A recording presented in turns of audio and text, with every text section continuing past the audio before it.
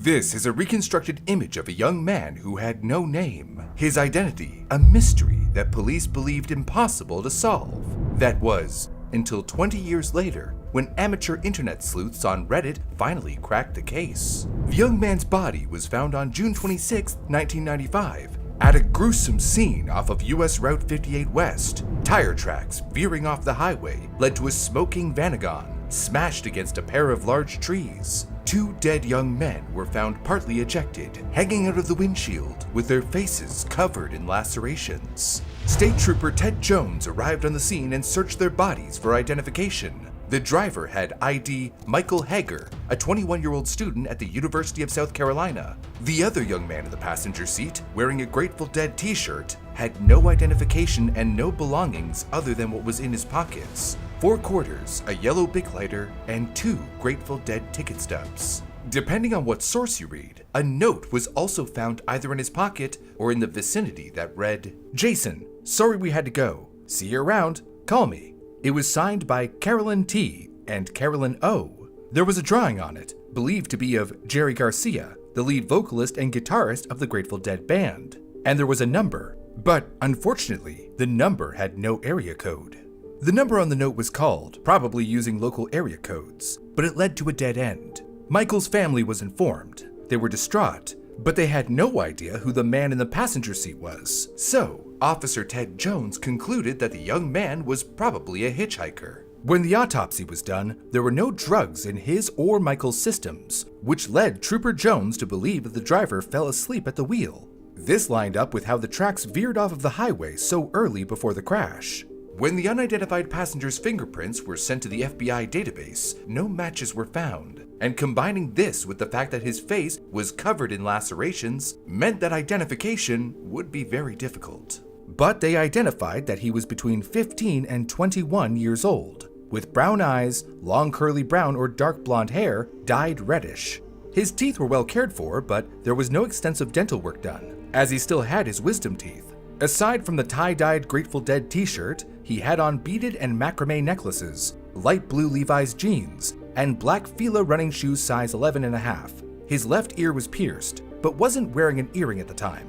They found a scar on his back, a faded tattoo on his right arm, and a homemade star tattoo on his upper left arm. But with nothing else to go on, Ted Jones focused his attention on the 2 Grateful Dead ticket stubs, which were for shows on June 24th and June 25th, the 2 days before the car crash. Both Grateful Dead concerts took place at RFK Stadium, Washington, D.C., about 180 miles north of the crash site, as a part of what ended up being an important tour, as it was 2 months before the band's founder, Jerry Garcia, passed away. They traced who bought the tickets and found it was sold to a man from Pennsylvania who was very much alive and not named Jason. He was a scalper that had bought 20 tickets and resold them. But when State Trooper Ted Jones interviewed him, the Pennsylvania man couldn't recall who he had sold them to. It was yet another dead end. There were plenty of clues, but no identity found on the side of the road. So let's discover where this road leads us and bring him home. What are you doing? Just going over a case where a simple fatal car crash turned into a mystery that stumped investigators for decades. Who was this young man? Did he have a family? How long were they going to be left in the dark wondering what happened to their boy? Here, let me take a look. Yeah. Oh. Aha! After carefully analyzing all the evidence, I've concluded that he was a fan of the Grateful Dead who just so happened to be the inspiration behind my heavy metal band, the Circuit Freaks. Incorrect statements detected. Number 1, it is not your band. It is a collaboration between you, myself, and the Tardigrade. Number 2, the Grateful Dead is a band from the 60s that mixed rock, country, blues, jazz, and several other styles, none of which sound anything like heavy metal. If you're such a musical expert, then why are your vocals always so off-pitch? At least my rhythm is intact. Perhaps a drum machine would serve in your place. My cousin is available. You can't kick me out of the band, because I quit. Because of this apparent love for the Grateful Dead being one of the only things known about him at the time, the unidentified man, or John Doe as they are called, became known within web sleuth communities as the Grateful Doe. A clever pun if I do say so myself. Since this Grateful Dead fan, or Deadheads as they refer to themselves, was a hitchhiker and bought tickets from a scalper for the 2 shows at RFK Stadium, one might theorize he was following the band on their tour, except he was heading south from the stadium. The next tour location was in Michigan, northwest of the stadium. Huh. Well, where was he going then? It's not clear. To visit someone? Maybe they were making a detour. Let's look into the driver, Michael, and see if he can give us any clues. He was with his fiancée in Fairfax County, Virginia, when he left her that morning around 7:45 a.m. After traveling south, he stopped at his father's house in Williamsburg, Virginia at noon. His father wasn't there, so Michael left a phone message saying that he was headed to visit his mother in Inman, South Carolina. But on the way there, he crashed on Highway 58. A neighbor of the father reported having seen a young man with Michael when he stopped at the house during the visit to Williamsburg. This would suggest that our Grateful Doe was picked up somewhere south of Fairfax, not too far from the Grateful Dead concert. It was believed they were both deadheads, and likely shared a bond because of that, even though Michael hadn't attended the recent concerts. But according to the investigation from State Trooper Jones, Michael was alone when he visited his father's place. That doesn't make sense. The neighbor said another man was with him. Yes, that's what was reported in a Freelance Star article from 1996. But Jones claims that was incorrect. If that's right, it would mean Grateful Doe actually hitched a ride somewhere between Gloucester and Emporia, much further south. Yep, not liking this Ted Jones guy. I mean, the Grateful Doe went to JFK Stadium for those concerts. Ain't that far from where Michael started? Yes. So wouldn't it make sense that that's about where they met up? Not way down south at the end of the trip? Well, our Grateful Doe could have already hitchhiked further down when he met Michael. Regardless of where our Grateful Doe was picked up, the crash happened at around 1:30 p.m. that day, 90 minutes after Michael left his father's place. Okay, so we got a whole timeline. Now what? Surveillance footage? DNA sequencing? Super enhanced reflections off of someone's eyeballs? With cases like this, only so much can be done. At this point, with all the dead ends, Trooper Jones needed help from the public. They released all of this information, but couldn't release a photo due to the lacerations. Another problem was that some news reported him as a redhead, despite having only red-dyed hair. This lowered the chances of identifying him significantly, since there was no image of him released. To make matters even worse, coverage of the crash was only in the Virginia area, even though it was suspected he might be from out of state. And let me guess, nobody came forward. Exactly. Seriously? This whole thing feels like a bunch of fumbles. Not even a sketch or nothing? A forensic sketch was only released 7 months after the crash, at which time news did report it again. 7 months? Why so long? It's not clear why. And it was only reported in Virginia, right? Yup. Jeez, Ted Jones wasn't doing nothing. While there may be some fumbles, he was trying. Trooper Jones sent the description to all the police agencies in the country and received missing persons reports from 15 of them. He also sent the fingerprints to the Secret Service, which had a larger database than the FBI. The case information and sketch were mailed by him to news organizations in hopes of more coverage. But despite the hard work of Jones, nothing came out of those efforts. Jones said in an interview, "I investigated everything from every angle, and nothing ever panned out." Okay, maybe I'm being a bit hard on him, but I still feel like there could have been more done here. Well, from Jones' perspective, all he could do now was pass the investigation over to the State Medical Examiner's office in Richmond, Virginia, to compare the young man to missing case reports. And so, that's when the case went cold, and the Grateful Doe, whose first name may or may not have been Jason, would go unidentified for years to come. While the case files and evidence gathered dust in storage, the internet started to become a staple in homes around the world, connecting people like never before. It was a new era, with unknown possibilities and noisy modems. In 1999, the true crime community website, Web Sleuths, and a missing persons website, the Doe Network, were launched. But it wouldn't be until the mid-2000s, nearly 10 years after the crash, when this case found a home on the internet. In 2004, a profile page for the Grateful Doe was created on the Doe Network. And in 2005, user Trying2ID posted about it on Web Sleuths, asking for help. People who were moved by the story investigated and scrutinized all the details from the comfort of their homes. Sounds like your kind of people, bro. They absolutely are. Theories ran rampant. Some questioned if the note was his and if it actually said Jason on it. They also speculated that he may have been a runaway. Others wondered if his stuff might have been stolen. Which would explain why he didn't have any ID on him. User Trying2ID took charge of the investigation. A vigilante detective, if you would. They also showed frustration with law enforcement, saying, "He died over 10 years ago. They do not have time to help this young man, so why not release information to me? Someone that is willing to give any extra time I have to this young man." Yeah, like if they had the phone number instead of that blurred out image, a bunch of people could have called tons of area codes. Well, it's likely for privacy reasons. Also, one might assume law enforcement can't just release evidence to any citizen that asks for it. An exception could have been made, though. I mean, the police couldn't solve this case, but maybe these people could. Well, they weren't the only ones to show frustration with law enforcement. A few pointed out some things that Trooper Jones could have done. One user suggested he should have gone to the next show and handed out flyers. But the sketch only came about 7 months later. Other users helped Try-N-To ID. Many took it upon themselves to compare the sketch and descriptions to missing person reports. When they found similarities, they posted their findings on web sleuths, and Try-N-To ID contacted the medical examiner in Virginia. But every time they thought they had a match, fingerprints proved otherwise. But one promising theory appeared. There's a group called the Wharf Rats. Hey, that's a pretty cool band name. They weren't a band, but a support group, like AA. At the time, it was spawned from the Deadhead culture.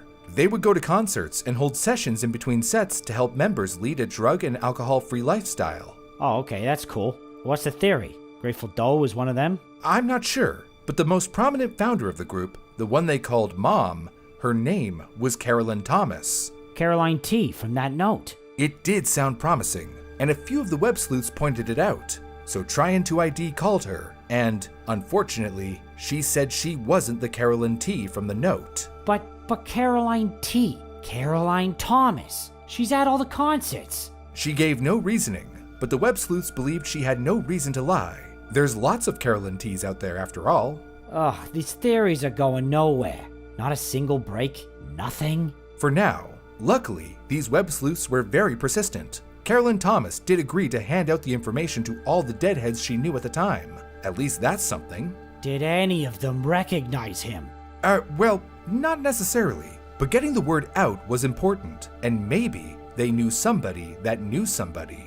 Come on, this thing is pointless. Ugh. You seem angrier than usual.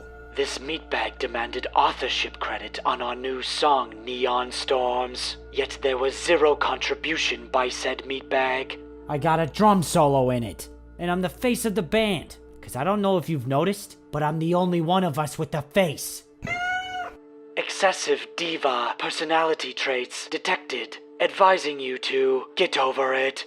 Right. Well, despite the efforts of these at-home detectives, years would pass, and hope would fade. But there wasn't anything stopping these communities from trying to solve this case. In 2012, it got another push, this time from the help of the National Center for Missing and Exploited Children. They posted a new computer-generated image of the Grateful Doe on their website, using the autopsy photos as a reference. The recreation was more clear and realistic, but people were quick to note that it looked different from the original sketch.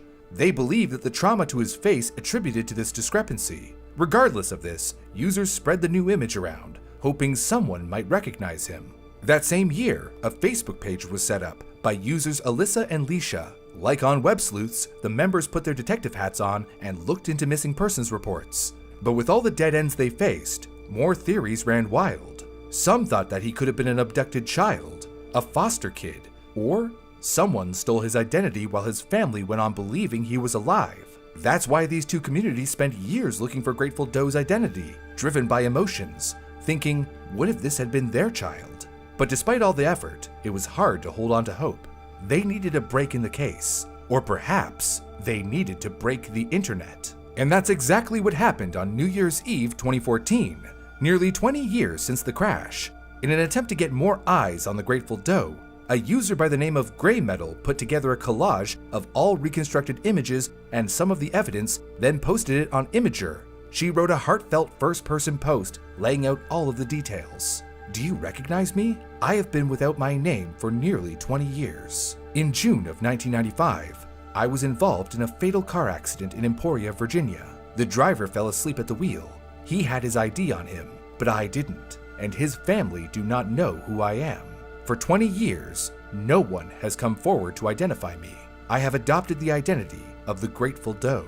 Maybe we went to school together, lived next door to one another, or maybe you saw me around town. Maybe you know of a missing person who fits my identity. Can you help me finish my journey? Immediately, it went viral and made the first page of Imager, which then prompted the creation of a subreddit to help spread the word even more. As a result, 2,000 people joined the Facebook group in a matter of days, tripling their numbers. Around that time, Grey Metal joined up with web sleuthers, and as commenters started to pour in, she reported her findings to them and asked for their help. That one Imager post sparked a fire like no other attempt before it, and now, 4 big internet communities, Imager, Reddit, Facebook, and web sleuths, were working hard to crack the case and get more eyes on it. Yeah, there we go. Getting some momentum. Exactly. The Imager post was exactly what this investigation needed. Leads started to pour in. A woman on Craigslist claimed to know the mother of a missing person named Jason, but that Jason turned out to be alive. Meanwhile, 3 other people said the sketches reminded them of a Jason, or a Jay, who was a Grateful Dead fan. The first lead was on Facebook. Someone claimed to have known a Jason they hung out with in a summer a year or 2 before the crash in Myrtle Beach. He worked at a shop that sold a lot of Grateful Dead merchandise, but they didn't have more information than that, like a family or other friends. The second lead was on web sleuths. One of the new users came forward to reveal they knew a Jay on tour with the Grateful Dead during the summer of 1995. He was very friendly, even if he was known to interrupt a lot. He stayed at people's homes and got lifts from friends to the other Grateful Dead shows. This Jason had a wallet and a backpack. But again, the second lead didn't provide too much information. But luckily, the third lead, which came from Reddit, was the most promising. A man came forward claiming that he and his 2 friends were roommates with Jason in 1994 and 1995. They described him as a laid-back surfer dude from Myrtle Beach and a major deadhead, always talking about the band. He was 17 to 18 years old and worked at a McDonald's. He left in early 1995, and they lost contact with him.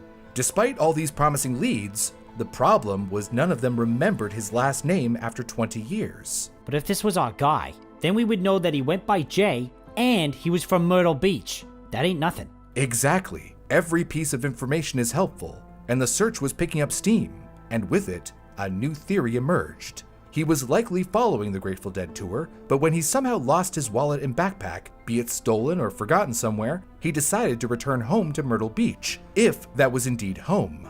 Michael, the driver, would have been able to bring Jay part of the way there, as Michael was heading to Inman, South Carolina, only a 4-hour drive from Myrtle Beach. With these leads, the icing on the case was another one of the roommates submitted some photographs. The Jason from these photos had quiet eyes, half shut most of the time, with a bright smile on his face that captured people's hearts. He especially looked like the original police sketches. But they've been down this road before, with plenty of missing persons that match the sketches. This may not be the Jason they were looking for. The world is a big place. But this is definitely a good lead, no? Absolutely, and the communities believed they were so close to cracking the case. They wanted to know if this Jason was alive and well, so they spread the new photos online, and it turned even more viral. Grey Metal, along with Leisha and Alyssa, who ran the Facebook group, worked with the other users to follow up on these 3 leads and get the word out to Myrtle Beach. Plus, news outlets started to pick it up again. A few days later, a man came across this viral missing person on Facebook and recognized the photos immediately. In shock, he called his mother, Margaretta Evans, and then she posted this in the Facebook group. "Oh my God, this is my son, Jason Callahan from Myrtle Beach. I've been looking for him all this time with no luck. Today my other son saw this Facebook page, and after all the years of praying for him to just call me or come home, please inbox a message or phone number to contact me."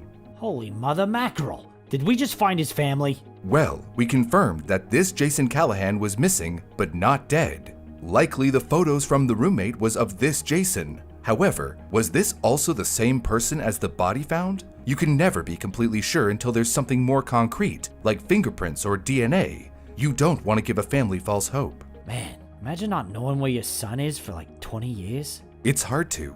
Leisha, one of the Facebook group moderators, wanted to approach this carefully though. So first, she reached out and used a lawyer to confirm that this woman was in fact the mother of a Jason Callahan. Next, they would need to do a DNA test, and that could take months. But there was a lingering question on everybody's minds. If the Grateful Doe was Jason Callahan, why had he gone unidentified for so long? Eventually, it was revealed, to everyone's surprise, that the mother never submitted a missing persons report for him. The hell? Why?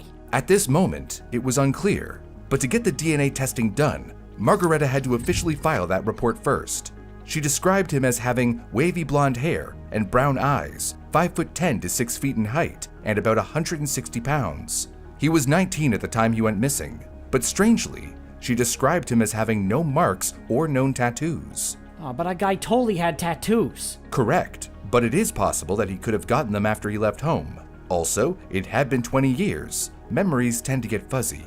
The mother then submitted a sample of her DNA. After the communities waited on pins and needles for months, the test finally came back. And?